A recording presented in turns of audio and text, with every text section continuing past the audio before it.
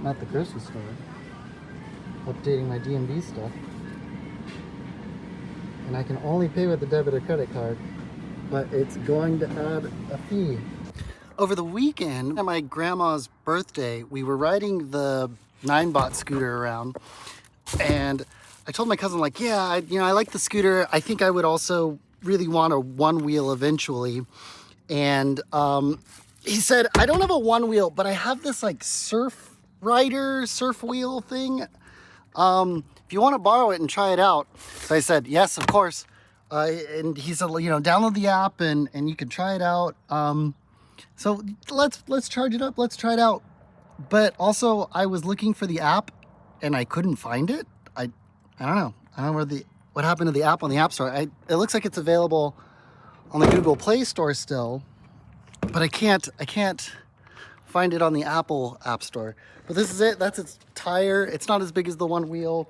It also has little wheels on the edge there to kind of help you make sure you don't eat it. But yeah, I gotta charge this up, and then I actually have to hop on another CMAC call right now. But hopefully by the end of that call, it'll be charged. Plug in this in, and then I got this crazy cable. It's gonna go in here. And do I get any indication of charging? Actually, is this on? Yeah, that's on. Okay. So, okay, there's a light on here. Is there a light for charging on this? Well, that's okay. That's on. Wow, that's a lot of lights. Okay. But yeah, I'm gonna turn that off. I think it's charging. I hope it's charging. And this is, it's interesting. It's got this like pressure pad. Obviously, must be putting weight on that to get it going. But all right, let's let it charge, and I'll come back and check it out after my call. Eventually. I'm in. Gonna make sure I don't murder myself on this wheelie thing. So I was looking it up. It looks like it's called the Surf Wheel online, like through 2020. But this thing is like, this one is called the HX Urban capital K skateboard. And their website is H-X International. But I can't find the app for it. Like, the wheel is exactly like the surf wheel. The battery looks exactly like the surf wheel. I don't know. I'm sure you have to stand on it before it. No, you gotta turn it on. And this light turned red for a second, but now it's not. That's a bug. Yeah, I don't know. So I finally found the app. I mean, it's not gonna start spinning until you're on it. Yeah, but this lit up and then these light up. And I did turn it on for a sec. Okay, okay, that's off. I don't like that the grip tape is like up here. It like tears up your hand. Hey, now it's not turning on at all. I don't know. DOA. No. No? Yeah, maybe we should take reseat the battery. I was kind of bummed. I wanted to try it before the day was up. Alright, got the battery off, and it's just kind of that weird parallel port looking thing, like a printer from the 90s. I'm curious. Dang it, dropped a screw. Okay, I'm curious if I plug this in, if it'll like bypass the battery. Oh, it turned red just for a second. Might have just been some residual power on the capacitor somewhere. I put the battery back inside, and it's plugged in, it's green, but this isn't lighting up at all. That just flashed red just for a hot second again. I noticed, there is like a reset button, pin button in the battery. All All right, I got a paper clip. I'm gonna try pressing the reset button without it plugged in. See what this does. Oh, I felt it click in there. I just hope I don't have to like remove the battery again. All right, reset the battery. Nope, it just flashed red again. I'm gonna plug it in and press the reset button.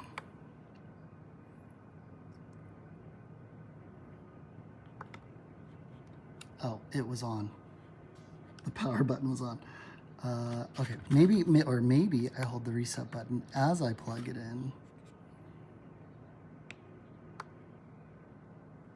I don't know. So I did remove the battery again, and then I took this door off the battery just to see if there was something I might be able to determine in here. So here's that reset button. But there's this board, and then under the board are the battery cells, and it's really glued. The cells are like glued into the body, or the plastic chassis, and then they've glued the board to it as well and like locked the screws in. And it doesn't look like there's anything like messed up in terms of as far as I can see. In my research, I saw that this charger is also a common charger for like those hoverboards. And so, yeah, there's no charge indicator on the lights on this. The indicator is on this transformer here. And it's green right now, but theoretically, when I plug it in, this light should turn red. And I thought it was red when I originally plugged it in a few hours ago. Holy crap, I left it plugged in and I just dropped the battery back in and now it looks like it's charging. I think it's gonna work. Hey! A few moments later. Oh no, the light just went green. That's not good. I think it needed to charge longer than that. But while that was happening, I screwed these screws back in. Maybe this is too tight. I don't know. Brandon's here. We still haven't gotten this thing to work, but he's gonna try balancing on it. Oh gosh. So I mean, it should be easier to balance on once it's on. The motor should like help it self-center, you know? Yeah, this is not fun. Roll your heels back and you should be able to like hop off. Or actually it's not on, so you should just be able to hop off. Yeah, if it is on, like the thing is like you roll your heels back and that'll disable it, and then you can. So you don't even want your heels. Oh gosh. Yeah, that's how to dismount if it were on. You can't do a kick flip to turn it off. No. I don't know. I think the scooter is more cool. Yeah, well, the scooter actually works, so I'm gonna stick with the 9-bot scooter for now. Well, the HX Urban or Surf Wheel might be a dud. Man, I am really bummed that HX Urban Surf Wheel thing didn't work. I sent a message to their customer support and DM'd them on Facebook, and maybe they can send a new battery. That would be really cool. Did I lock my car? Now it's locked. I did get some other really cool stuff today, especially for the C70. I've got 2 pro grade SD cards, so now I will be able to record in all-I, intraframe, and continuous 120. When I was using my SanDisk cards, they would hit the buffer after about like 7 seconds of recording and stop, which is great. All I need is like 7 seconds. That still works out to be like 30 seconds of usable video. But now I've got V90 cards. I can basically just record at any setting continuously on the C70 that I want. Very exciting. Gilbert has a set of these exact same cards. In fact, I'm borrowing them because we used them for the podcast. I need to give these ones back to him. And I'm going to mark these ones. I thought I had a white Sharpie. I have a blue Sharpie so that we don't get them mixed up. Put a little, I don't know if you can see that little KL on there. And then on the back too. I don't know. Can you see that? But yeah, my SanDisk cards were only V30. That's all I need for this camera. But need faster cards for the heavy duty camera. Another thing I got was a screen film for the screen. It's a touch screen, you know. I'm just worried. I don't want to mess it up. Now, I wish this is, I think, just a soft plastic screen film. I really hope someone makes a like tempered glass one. That would be really nice. It's hard because, like, yeah, they're not gonna, this is a very specific size. Like, I don't know if anyone has a screen that's this size for anything else. So, they're going to make this custom size. And comparatively to like an EOS R, which I do have a tempered glass screen. Actually, it's cool. I got a tempered glass screen on the LCD and on the top OLED status screen. But, Canon, I think, sold millions of the EOS R. And I'm sure they're selling millions of the R6 and R5. So there's probably tempered glass screens of the covers of those cameras. But the C70, maybe they'll sell 1 million. I don't know. I don't know what the number is going to be, but it's significantly smaller. This is a much more specialized camera.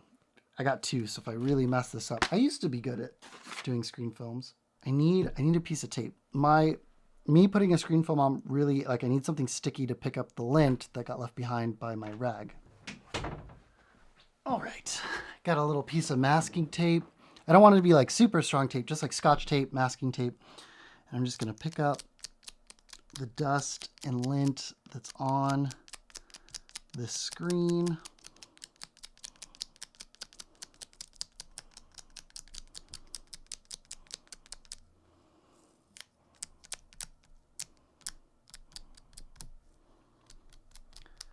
That's what really causes the bubbles on these plastic screen films.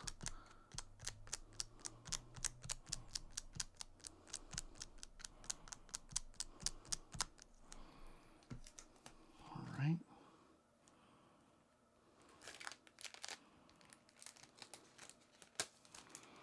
Yeah, just a shiny piece of plastic. All right, this side's the sticky side.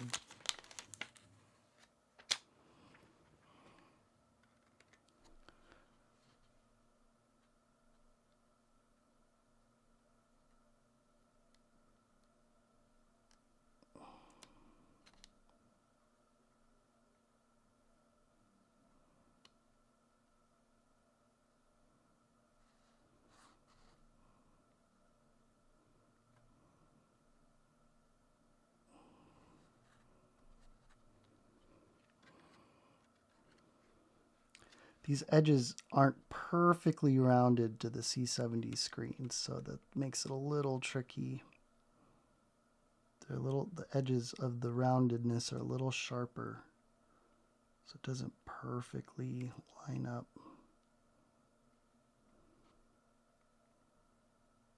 Again, they're making these on a much smaller run.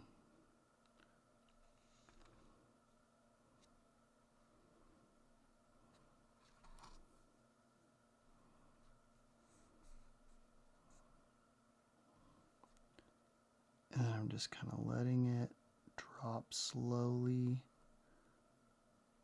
And I can pull it back if I need to.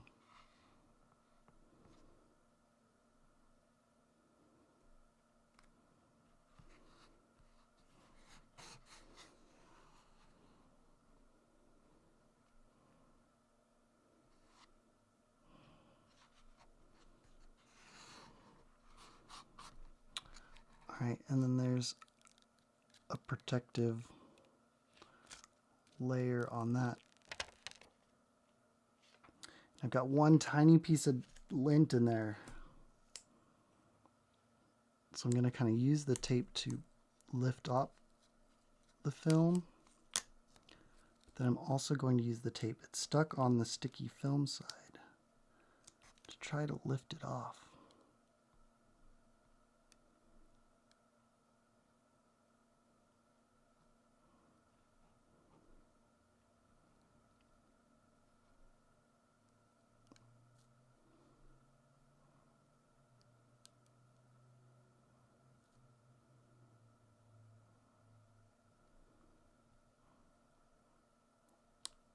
And the scary thing is as I lift this off to get one piece of dust out, you know, I'm lifting it up, so another piece of dust could get in there. It's always tricky. It's always a little gamble. Not bad. It's pretty straight. It doesn't look like it's messing with the like contrast. That's also the other tricky thing. You put a screen film on and then it like changes your image. But this looks like this will work pretty well without changing the way the LCD looks on its own.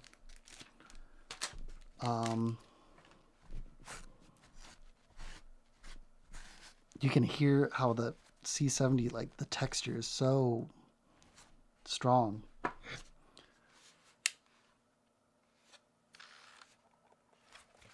All right, there it is. Does it look, it looks the same. Yeah, looks mostly the same.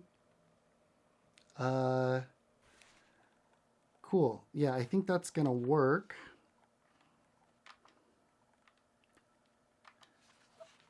Now, the last thing I got is a MiniXLR to 1/8 inch or 3.5 mil so that I can use this Rode video mic NTG on the C70 and plug it directly into the MiniXLR port and not use it with the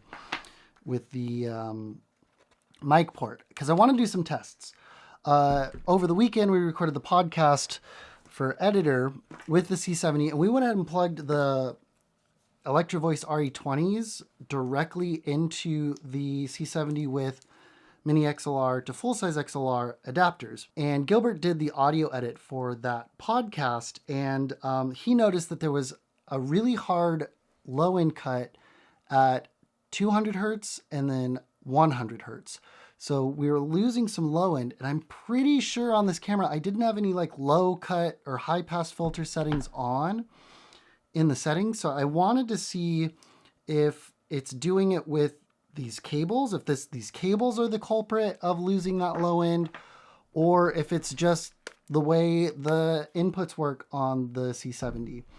There's also some gain staging that's happening. There's been some people on the Canon Cinema Camera group on Facebook talking about how they're gain staging. They like turn the attenuator on and then gain stage up, and they think that's giving them the cleanest audio. I'll do a test with that, but that seems counterintuitive because you're cutting your input gain and then boosting your preamp gain. That theoretically would make it noisier if the preamps were noisier to me, but maybe they're onto something. I don't know. Let's just do some tests, and yeah, let's switch. Right now we're on the EOS R. Let's switch over to the C70 and do some audio tests. Okay. Oh, that's too hot. Too hot.